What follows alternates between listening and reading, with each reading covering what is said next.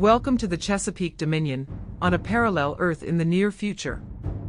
This is the English house, where Catherine Silvers resides with her Uncle Simon, who happens to be the Lord Marshal. One winter's evening, Catherine joins her best friend Samantha in their favorite Crescent Bay hangout, a pastry shop called Ginger Snaps. While Sam picks up the tab, Janet shares the latest gossip. Wild wolves are suspected in the mangling deaths of local livestock. Even though grisly livestock deaths are outside her usual sphere, Catherine's an amateur paranormal investigator. Her antennae are bristling at the prospect of a new case.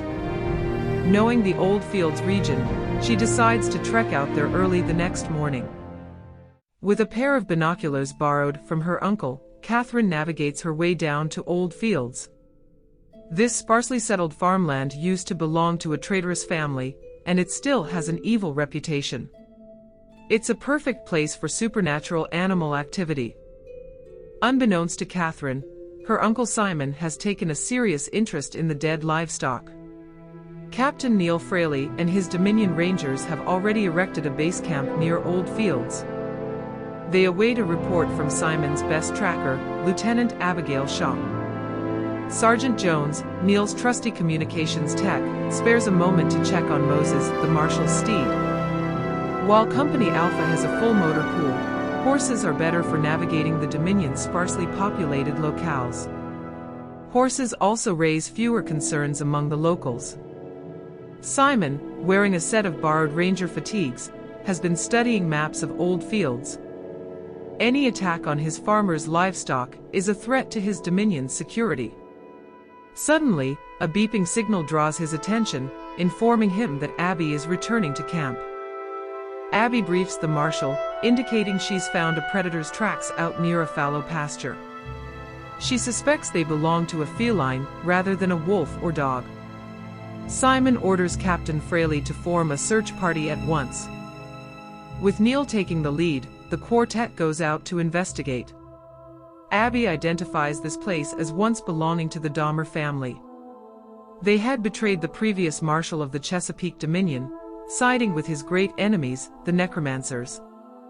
Neil observes faint tracks left by what appear to be a pair of women's boots. They trail off toward a field of broom straw. He holds up his hand and motions silently in that direction. Just then, Jonesy's keen hearing picks up furtive rustling sounds from the nearby undergrowth. It sounds distinctly like someone, or something, breathing and shifting uncomfortably in the old hay. Simon's party takes immediate action, surrounding the pile of broom straw where they suspect an intruder is concealed. The Marshal already guesses who it is, but decides to give them a good scare, nonetheless. Catherine emerges from the undergrowth, much to Abby's amusement and her uncle's annoyance. She just had to pick the most uncomfortable spot in the entire field to hide from the Rangers. Ordering the Rangers to continue operations, Simon resolves to take Catherine back to the English house. Lady Astrid, his fiancée, would surely find something more constructive for his niece to do, especially as she's now grounded for the month.